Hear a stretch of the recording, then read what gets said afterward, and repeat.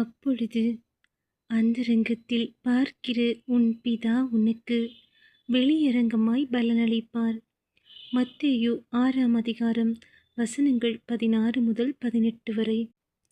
நீங்கள் உபவாசிக்கும்போது மாயக்காரரைப் போல முகவாடலாய் இராதேயுங்கள். அவர்கள் உபவாசிக்கிறதை மனுஷர் காணும் பொருட்டாக தங்கள் முகங்களை வாட பண்ணுகிறார்கள்.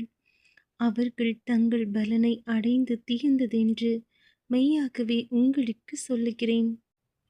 நீயோ உபவாசிக்கும் போது அந்த உபவாசம் மனுஷர்களுக்கு காணப்படாமல் அந்தரங்கத்தில் இருக்கிற உன் பிதாவுக்கே காணப்படும்படியாக உன் தலைக்கு எண்ணெய் பூசி உன் முகத்தை கழுவு.